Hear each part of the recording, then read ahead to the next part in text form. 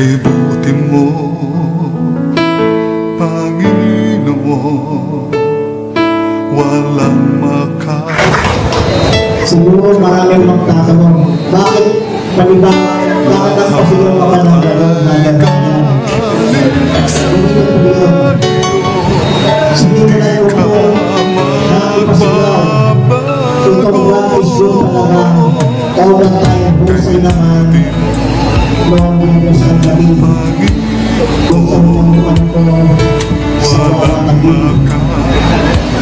Kaya every time na ako'y magsimula ang pagtapos ng isang ito,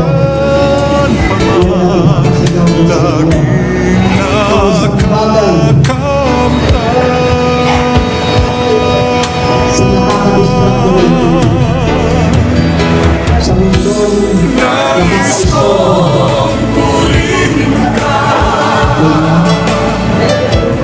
nais ko nawitan ka kahit na anong ganas sa hindi ko makikita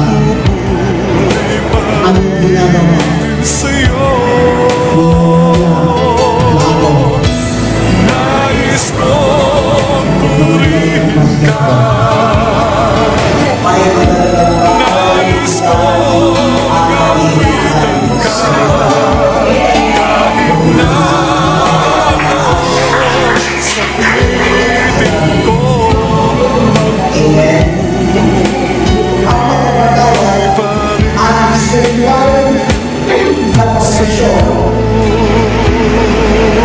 I'm sure that ang pananalig bilang pakipagrelasyon at bibig sa pangalaksasyon.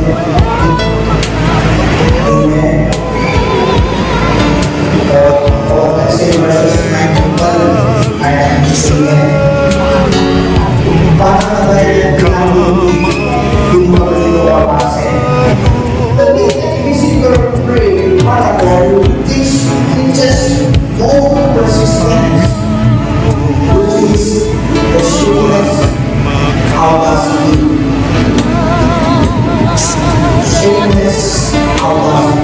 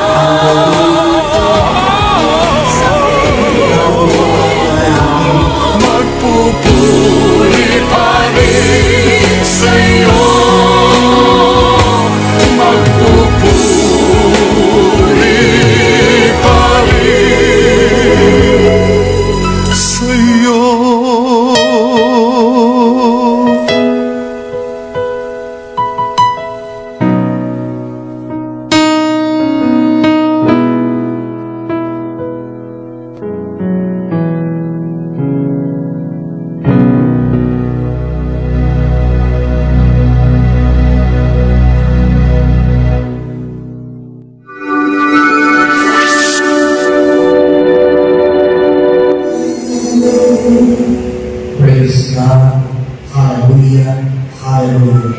Sa alam ng mga nanalangin ng Espiritu Santo. Amen. Banal na Diyos, pagkilit makamalinaman, Diyos na nilikha ng langit at lupa, ng lahat ng bagay na aming nakikita at nakikita. Ikaw ang Diyos ng Abraham, Isaac at Jacob.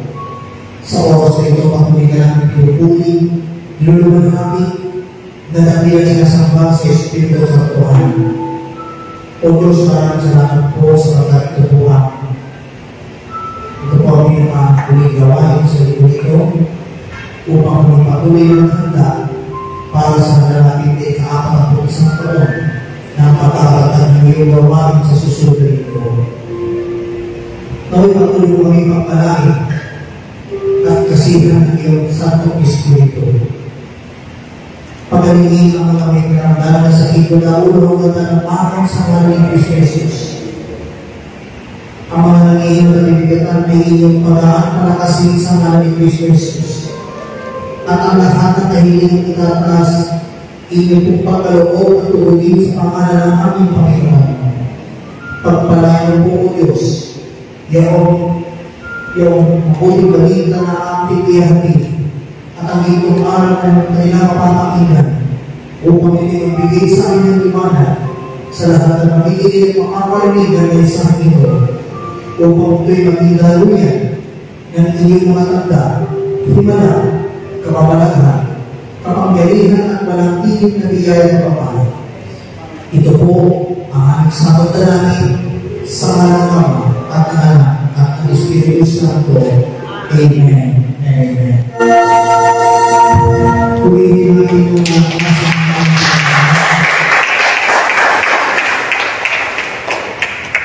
Brothers and sisters, our reading for this coming Sunday is taken from the Gospel of our Lord Jesus Christ according to St. Luke.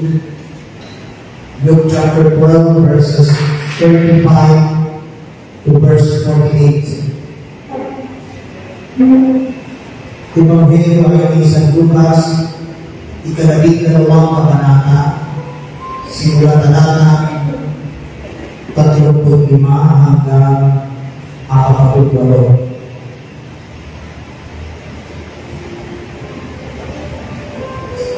Tayo sa susunod po ay malaman ng mga permitting sa chapters of prayer books sapagkat tayo ay maghahanda para sa 41st anniversary na natin sa mga kasaysayan ng Philippines Country.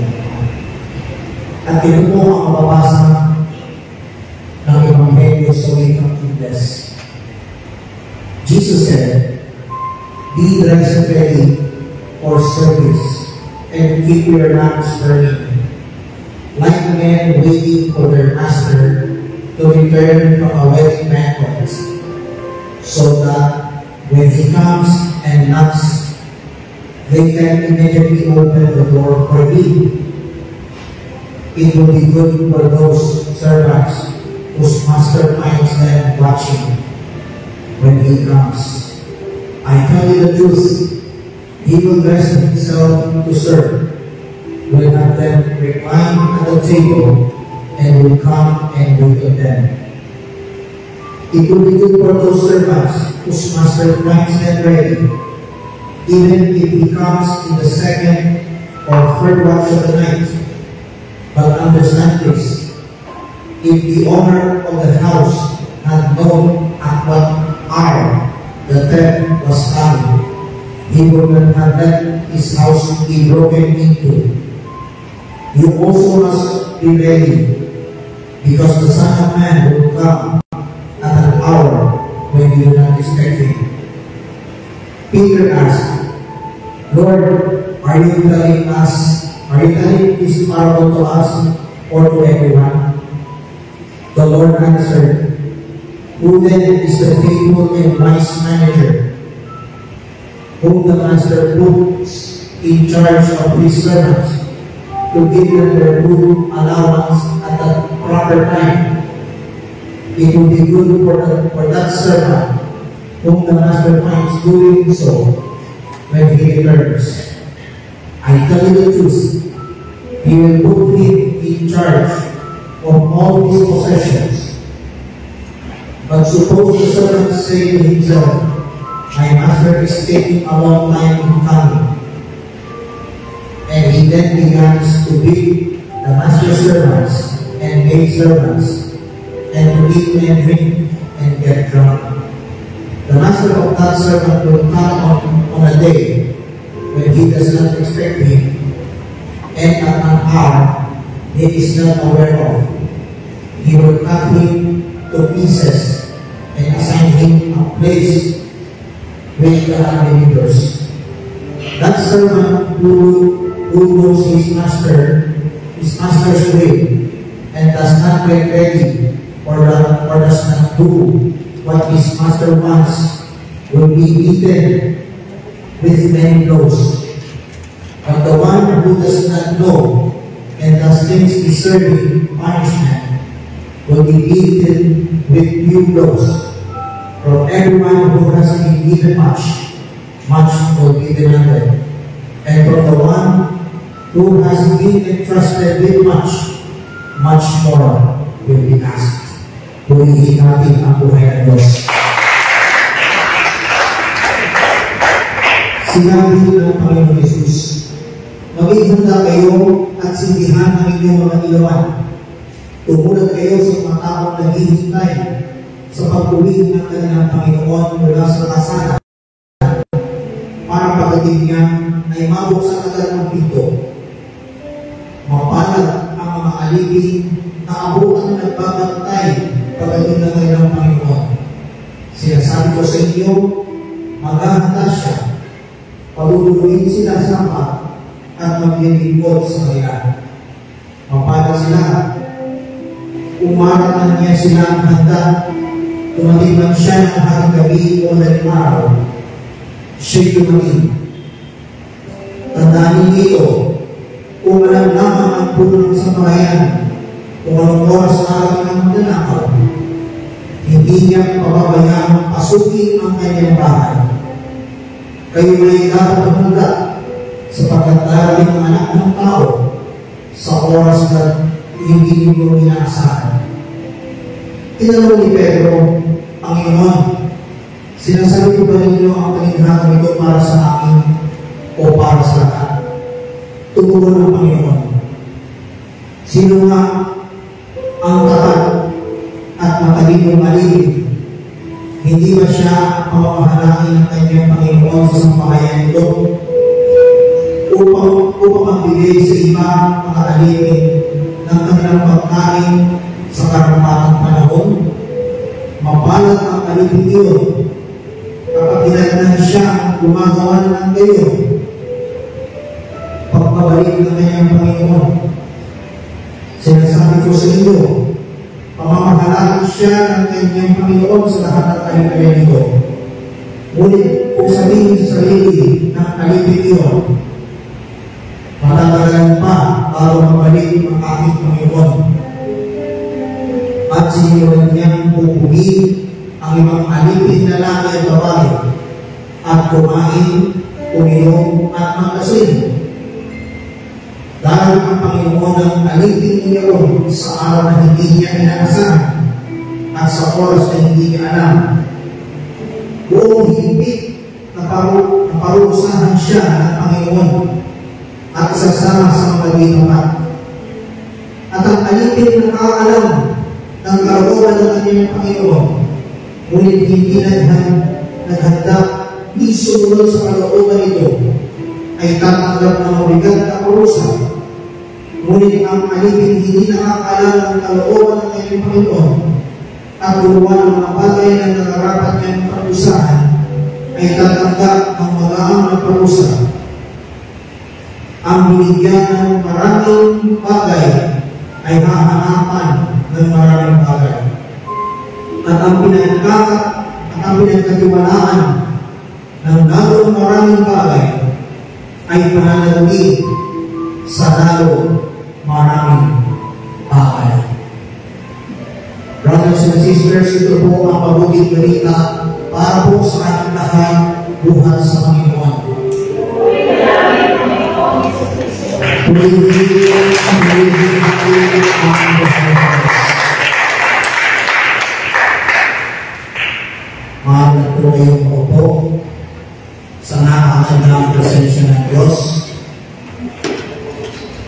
Isang pinagpalang hapon po sa inyo lahat. Meron po akong ipapasigaw sa inyo. Pag sinabi po God is good, ang isasagot nyo talaga. At kapag sinabi ko naman all the time, ang isasagot nyo naman husay naman. Okay? So God is good. God is good. And all the time. God is good. And all the time. Hulihin natin ang Diyos. Now, bago tayo magpatuloy, bilang paghahanda sa kasaysayan 41st anniversary overnight celebration,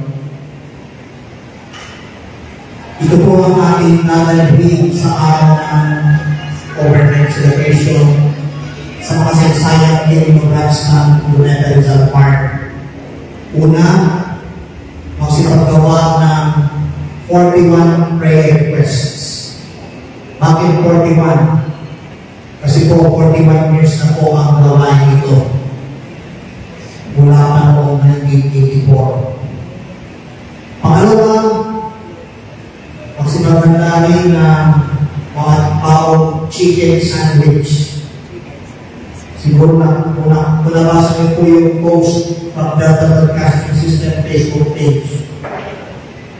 At magdala rin ng tigdalawang tangkila na may pangsalo. Bakit may pangsalo, brother? Para hindi mamulihan ang mga parke ng buong Quirino Braxton Luneta Rizal Park. Mas mahirap po yun para iwan na natin malinis at walang anumang kalat. Alam naman yung kababalik na yorme ng Maynila ay tinitignan kung malinis ang paligid. Amen. At ang dress code sa araw ng overnight, puting t-shirt o puting shirt. Kung mayroong t-shirt na all-out, katulad yung binibenta sa co-op, yung 41st anniversary, di ba lang kung nakapag-pre-order na po kayo? Yan. Para sa ngayon, patuloy tayong sasamahan, gabayan at ingatan ni Yahweh El Shaddai.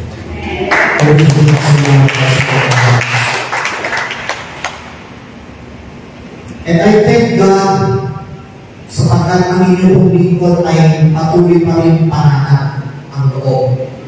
Tanungin niyo po ako ng malakas, bakit? Sapagkat ang legasiya ng aking Ama sa paglilingkod dito sa gawain ay mananatiling buhay.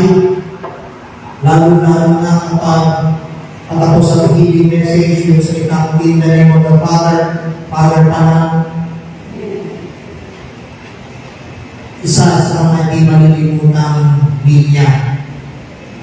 At di na yun, pati yung touch, hindi rin mawawala. At yung always welcoming the presence of the Holy Spirit. Yung mga linyang yun, mananatiling buhay. Lalo na yung mga ina-upload niya sa YouTube na sa Takeover Holy Spirit, nananatiling aktibo. Pero I think ang pinakahuling video na na-post yung patuturo sa mga ushers and usherettes. Kaya mananatiling buhay yung mga video na kanyang pinost sa YouTube. At ang sa ngayon, ang pag-ibig at katapatan ng Diyos sa mga nagmamahal sa Kanya ay patuloy na patatanin ni Yahweh El Shaddai. At magabi, Kamang-kama, nasa bahay ako after ng aking outreach. Nakita ko sa FB9 na nagtotok din si Brother Ping. Sabi ko, bakit si Brother Ping ang nagtotok? Doon sa upper Pikutan. Doon sa prayer meeting sa upper Pikutan. Wala bang kasi na doon sa mundo. Kaya parang nakatakot bakit si Brother Ping ang nagtotok. Ang tanong may bakit kaya? Parang sinabi niya, kalau alay, what happened? What happened, brother? Amen? So anyways, ang ulo ng makalangit na balita, and by the way, ito ba yung pangalawang pagkakataon na nakatayo at nakasay dito sa St. Andrew the Apostle Parish. Unang hire ko dito is month of March. Panahon ko rin sa ito. No? Hindi ko makakalimutan yung March. 1 March yun. Di ko na-expect na yung sa aking brother rate medyo sumakapakiram na pinasukan ng init at lamig. No? Pero I believe that there is a miracle God can perform to that brother. Pulihim siya ng Israel. Ito po ang ulo ng mga namin na balita. Waiting and faithful. Paghihintay at pagiging tapat. Sa nakaraang Ebanghelyo, pamilyar tayo sa kasong pinagsak at yun ay ang bigwaan sa magkapatid dahil sa kanan o alin-alinan. Now, ano po ang dahilan kung bakit di ko ang karamihan sa kanilang kaluluwa? 3 reasons why many people lost their souls. Una, ang unang dahilan dahil sa maling paghahanda. There was a wrong preparation. Katulad ng mayamang mahal. Naghanda, nagtipon ng kayamanan. Pero may pagkahangal, may pagkamatao. Amen? Kung makabasa natin sa verse 16 to 18 ng Luke 12, gigibahin daw niya yung kamali at pagtatayo ka ng mas lalong malaki at titipunin niya yung mga aling-alian at saka yung mga inani niya. Ano pa po ang pangalawang dahilan? Yan po ay the second reason is wrong intention, maling layunin. Sabi sa verse 19, pagkaya nang iniisip ng mayamangan, sasabihin ko sa aking sarili, ayan, marami na akong ari-arian, hindi na ako kukulangin pa. Kaya kakain lang ako, matutulog, magsasaya, maglalasing. Ito ang pangatlong dahilan. The third reason is wrong vision, maling pananaw. Kaya ano nangyari? Ang sabi niya, alam ko lang, kasi isip ng kayamahan, ang sabi ng tingin ng Diyos, Hamal, may onggang mapagin kita ng buhay. Kanino ang puto na yung pinag-handa ko. Amen. Now, paano kung marinig mo ang salita sa araw na ito, wala ka ng buhay? Now, the question is, are you ready for that? Siyempre, hindi tayo ready sa ganyan. Bakit? Marami tayong mission dito sa araw ng buhay. Anong mission?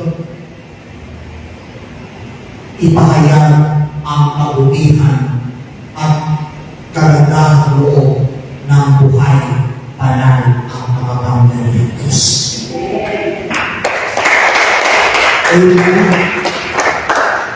Alam niyo po kung month of April, after ng diocese of preparation ng diocese of Pasig, alam po, I am very blessed at naging po namin ang personal si Father Nathan. Napakabait at down to earth ang likod pa rin ito. Bakit kami? Sapagkat welcome na welcome sa atin at sa gawain niya redemptional itong likod pa rin ito. And I'm very glad that Father Nathan will also welcome to Yahweh National at Annual Dance.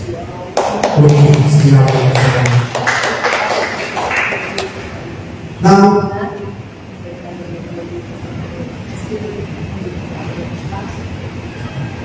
sa handa ba tayo bumarap sa Diyos para magsulit sa mga talento natin at abilidad? Wala na ako kausapan.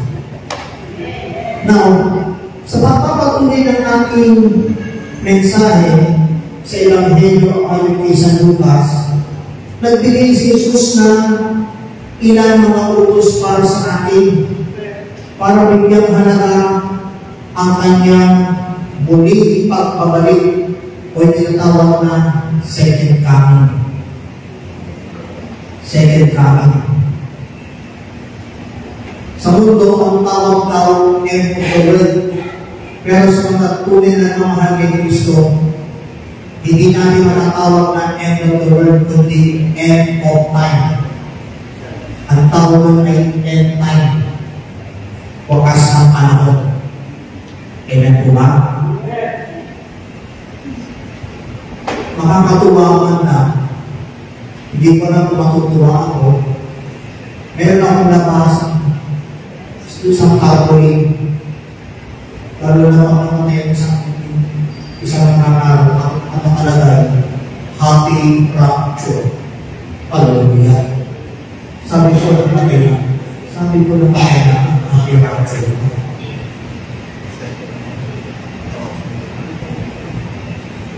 Sa mga nagkakalit ang tawag ng rapture, pero sa ating mga Katoliko, hindi rapture ang matatawag kundi parousia. Bakit parousia? Yan po ang pinag-aaralan ng aming mga nasimbahan patungkol sa second coming ng Panginoon. Amen? Now, ang tanong, sa paghihintay at pagiging tapat sa pananampalataya sa Diyos, ano po ang dapat nating gawin? Tanungin niyo po ko ng malakas. Ano yun? Ito, makinig ang malipantinig. Una, be prepared always. Maging handa tayo lagi. Sabi ni Jesus, sabi po ng ating Panginoon sa verse 35 ng Ebanghelyo ating binasa, maging handa kayo. People must be ready for Jesus to return at any time. Kailangan maging handa tayo para sa pagbabalik ng ating Panginoong Jesus anumang oras. At may naman na sinabi sa verse 46, He will come suddenly. Bigla siyang narating. Kumbaga sa malalim na Tagalog, ura-ura na darating. Amen? Taas na po ang kamay mga signal citizen dyan.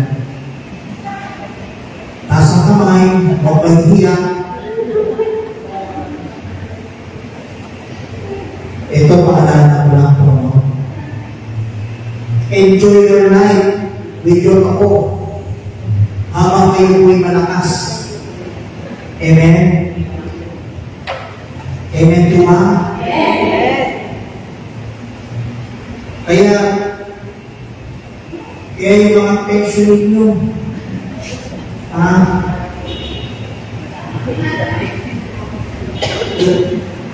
pagkainatan ninyo, lalo na pag kailangan nyo mag-itin ang ako nyo, lalo na kapag araw ng linggo. Amen? Ito, natutuwa ako sa mga bata kapag tinitip sila ng lolo-lola. Kanya lang, yung pagtawag ng lolo sa kanona, sabi na ang tulong LRM, WSA. Tanungin niyo po kung bakit. Hindi ko alam kung makatawa kayo dito eh. Sasabihin ng bata sa lolo, wow, kahit tayo magtulong. Eh, paglo na naman, wow, kahit tayo ST po. Amen. Hindi mo kayo. Kasama ang matulong. Amen? Kaysa naman sabihin nila, abay pasensya kayo pag-iho, marupot na ang tulog ko, masakit ang spinal cord ko, kurang na ang wala mo. Amen po ba? Now, ano naman ang ikalawa, brothers and sisters in Christ? At panatilihin magdiwanag ang inyong ilawan. Anong sabi sa verse 36? Ano pong sabi sa verse 35b? Sindihan ang mga ilawan.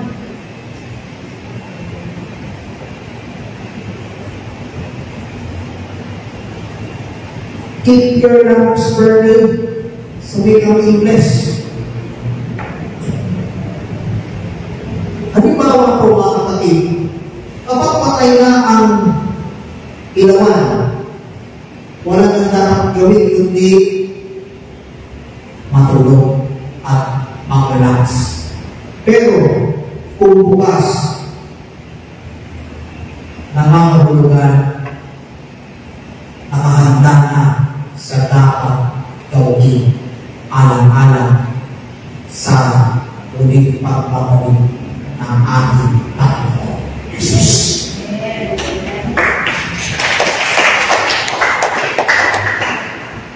I'm sure yung palapak ninyo kailan siya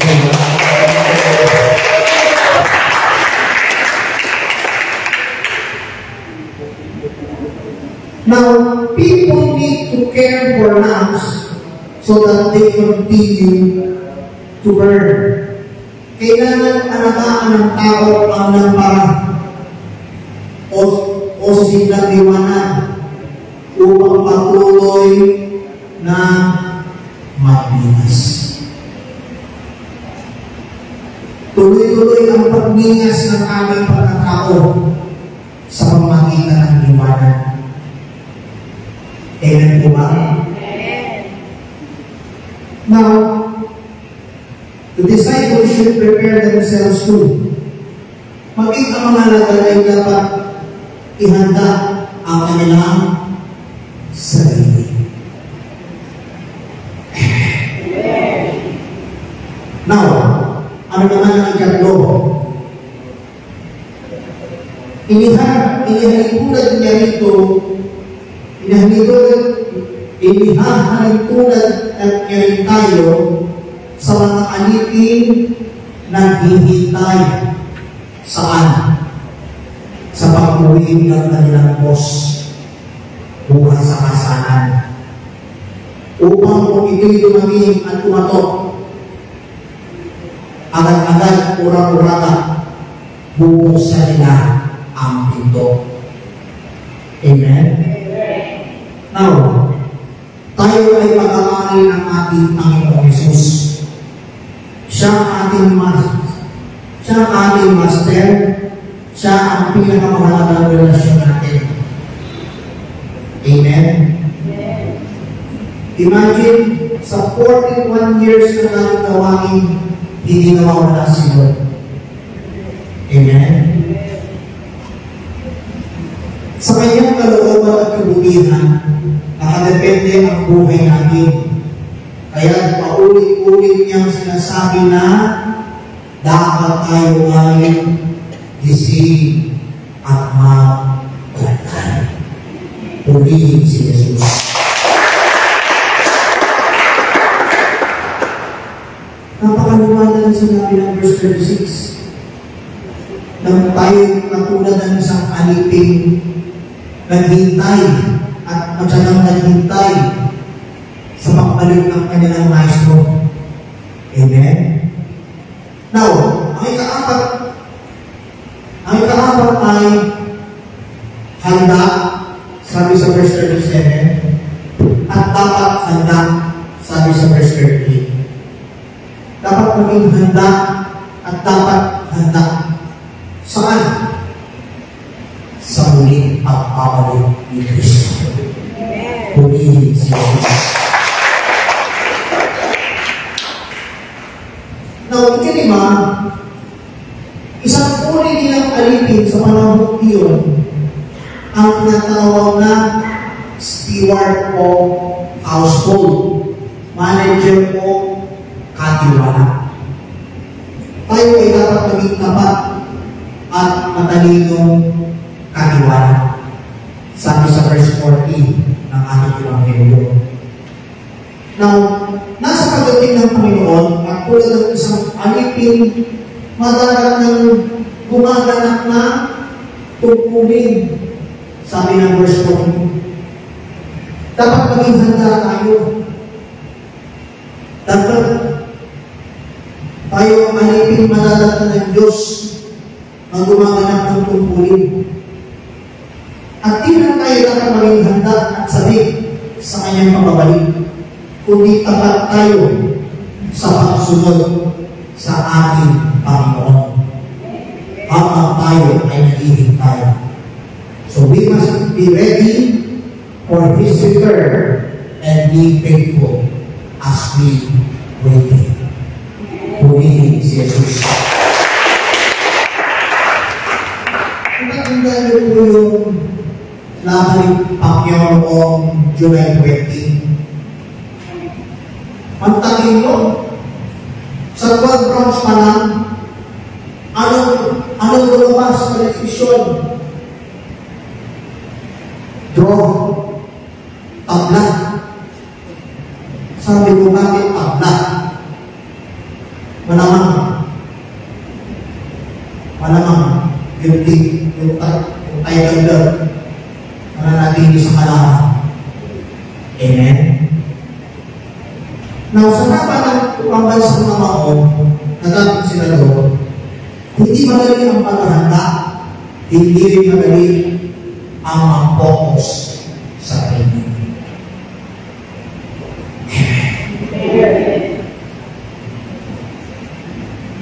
At ito ang aming hamon ito po ang hamon para sa ating buhay spiritual at pananampalataya.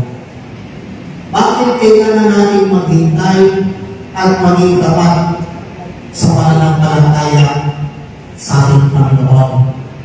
Makinig ulit away pagdating. Huwag tutulog-tulog. Una, magbabalik ang ating Panginoon. Our Master, the Lord Jesus Christ, will return. This is the good news. Yan ang mabuting balita, ang muling pagpabalik ng ating Panginoon. Amen? Kailangan natin marinig sa kabila ng mga maling balita, sa kabila ng mga kumakalat na fake news at misinformation, lalo na yung mga nangyayari sa ating paligid at sa ating buhay. Now, the question is, anong klaseng pagbabalik mayroon ang Panginoon? Nakikita natin ito sa pagsasalarawan ni Jesus sa teksto tungkol sa kanyang pagbabalik. Anong sabi doon? Ang pagbabalik ng Panginoon ay matatagalan. Sabi ng verse 45. So at least, sa pananaw ng bawat isa, ikinukumpara tayo sa mga alipin na hihintay sa pag-uwi ng kanilang Panginoon. Buhat sa kasalan. At ang kasalan kasi sa mga panahon ng Hudyo, di tulad ng kasalukuyan. Ngayon, kapag kumatin ng wedding, alam mo mamaya natin umiin. Amen? Now, sa kanila, sa mga Hudyo, ang kasalan ay inaabot. Amen? Inaabot na ano? Ilang araw. Minsan isang linggo, matatagalan ang pag-uwi. Kaya inirahan nito na Jesus ang ina sa ibang alipin. Amen? Sa ibang alipin na nagsasabing matatagalan pa ang pag-uwi ng aming Panginoon. Alam niyo po, makakapahanan ng araw sapagkat may nag-viral sa social media yung isang babae. Nasa loob lamang ng simbahan, tapat ng parang cold water, di ko alam kung ano ginawa niya. And I think may radical rin yun. But I pray that Father will receive God's mercy in that blogger will confess her sins. Now, so be patient in waiting. Patuloy tayong hintay dahil sa pagdating niya naman ay sigurado. Maghihintay tayo sa ating Panginoon dahil ito'y dumating at tumatok ay mabubuksan nila agad ang pinto. Now, the next is sorpresa. Bigla silang susurprise ni Lord. Kaya dapat maging handa, maging sa ating gabi o sa madaling araw man. Sabi sa verse 38 ng Luke chapter 12. Now, the second thing is that your master will reward you. Gagantimpalaan ka ni Yahweh El Shaddai. Sabi mo sa inyo tabi, Richie, gagantimpalaan ka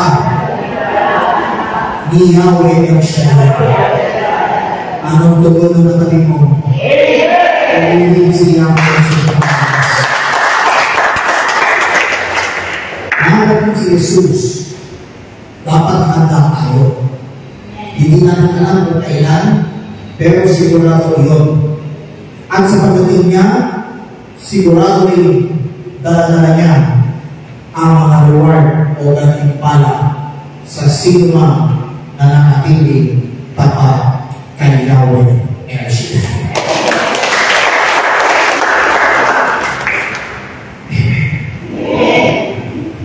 Ang gantimpala ay honor and authority.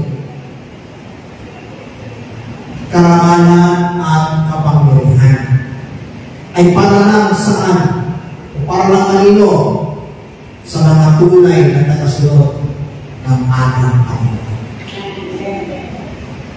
Mga naghihintay sa Kanya at nananatiling tapat kay Yahweh El Shaddai. Amen po ba?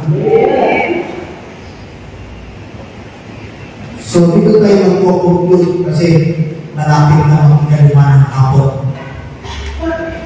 So, ano ang dalawang mensahe na dapat natin tuloy ang pagpapatuloy? Maghintay. First message is waiting. Maghintay.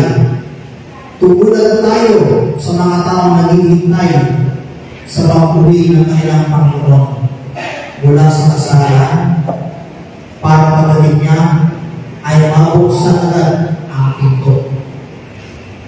Amen? Pangalawang mensahe, tapat. Maging tapat tayo. Kaya nagtawag sa era nito, tapat pa. Amen? Faithful. Tumugon ang Panginoon. Sino na ang tapat at matalinong alipin? Hindi ba siya ang pamamahalangin ng kanyang Panginoon sa sambayanan nito, sa sambahayan nito, upang magbigay sa ibang mga alipin ng kanilang pagkain sa karampatang panahon?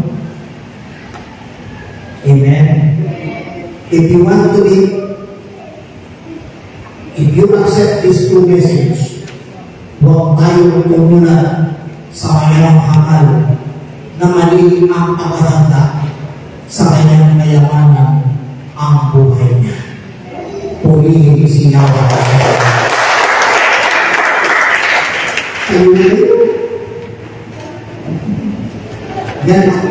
Yan ang favorite part ng healing message.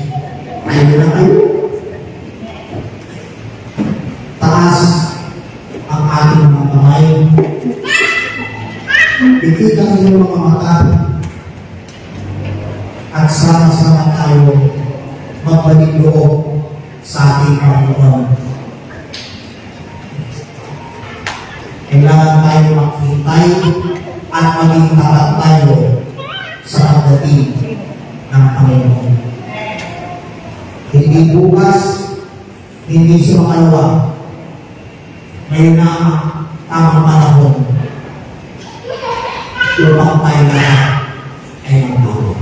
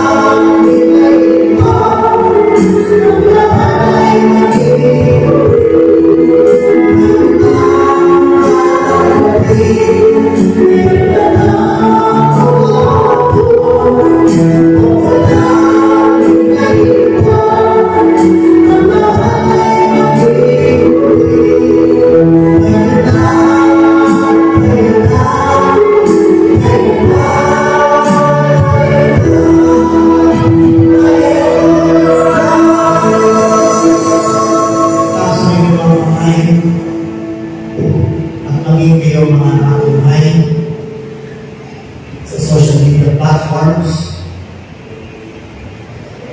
Isuko po ninyo ang inyong sarili sa buhay ng Diyos at sundin ng kaibig sa puso ang panalangin ito.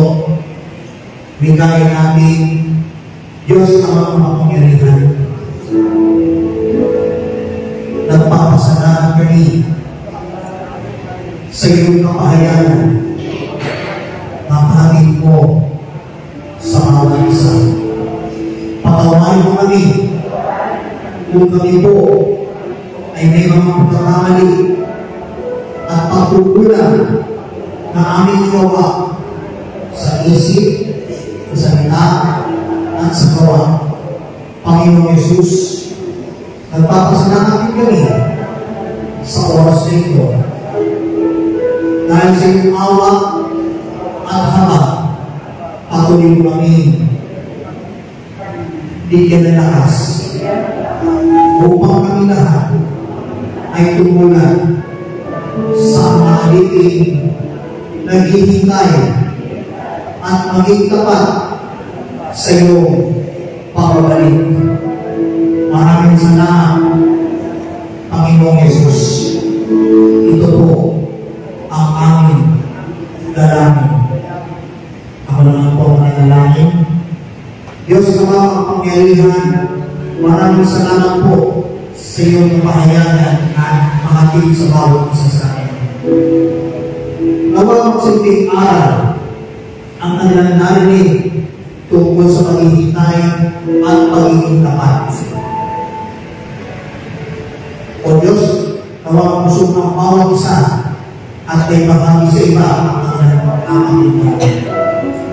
Pagpalayo po ang lingkod pari na mamahala dito sa St. Apostle Parish, si Father Linda. Patuloy pagpalain ang mga nagtataguyod ng gawain dito sa lugar na ito, mula sa coordinator hanggang sa pinakamababang lingkod, kasama ang mga aming manunod. At ang mga nagsusuporta sa gawain, pagpalain po ang bawat isa sa amin. Sundan mo po ang iyong maganda, himala, kakabalaghan, kapangyarihan, at walang tigil na biyaya at pagpapala ang hinihingan. Kaya sa aming paghahanda sa nalalandi ng mga kasaysay ng 41st Anniversary Overnight Celebration na gagawin sa mga kasaysayang Quirino Grandstand Luneta Rizal Park. Bigyan mo po ng magandang panahon ang dako yun sa araw ng pag-ibigod upang kami lahat ay magpasalamat sa iyong kabutihan at katapatan sa ngalan mo, Jesus. Taas ang lahat ng inyong mga dadalahan, ang inyong mga prayer requests, at ang lahat ng bagay na gusto pang malalim ni Yahweh El Shaddai. Manalangin tayo. Diyos na mga kapangyarihan na totoo at paspasan ang mga hawak ng aming mga kapatid, ang kanilang mga handbags, wallets, Biblia, tubig na may kasimpan niyo, at iba pang bagay na kanilang pinataas. Gamitin mo po bilang mga sangka upang ang sino makahipo ay sundan ng iyong matanda, himala, kapabalaghan, kapangyarihan at walang tigil ng biyaya ng papala. Maging ang kanilang mga prayer requests na nakasulat sa mga papel at kanilang mga kahilingan, inaangkin po namin na lahat ay answered prayer. Paspasan ka ng mga ayat na doon, ibalik sa kanilang pusong tapas, siksik-lilig at mga apaw. At sa aming pansamantalang pakiwalwalay, taglay po namin ang ibayong lakas at ibayong sigla na galing sa iyong pangalan. Maraming salamat po. Ito po ang aming sakop na namin kaysa ng panagbilang na namin ng aming Emergency Maria at ng lahat ng mga anghel na wala sa langit kaysa rin ng panalangin ni St. Andrew the Apostle. Sa pangalan ng iyong bugtong na ang aming Panginoon at Pagligtas, Panginoong Kristo, na na nabuhay kagaharing kasama at ng Espiritu Santo ni isang Diyos, magpasawa ng hanggan ang lahat ay magsabi ng Amen.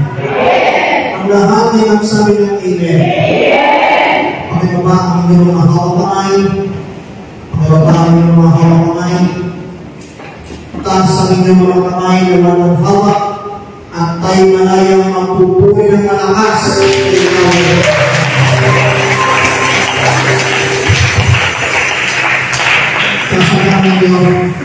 Nasaan kami Diyos? Punta sa linggo tayo walang gawain sa mga parokyan.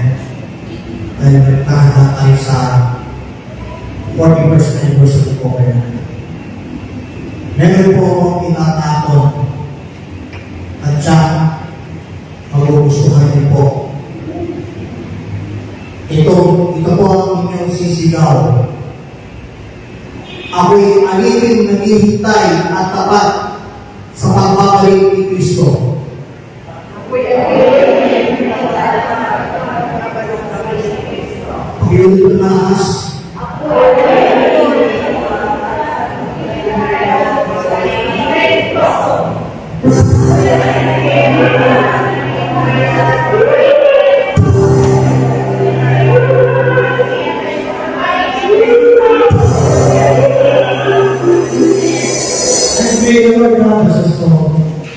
Now and always forever in the name of the Father, Father pa po, and the name. That's the declaration of our faith in the name of the Father, and of the Son, and of the Holy Marama, and of the Holy Spirit. Amen and amen. God bless everyone.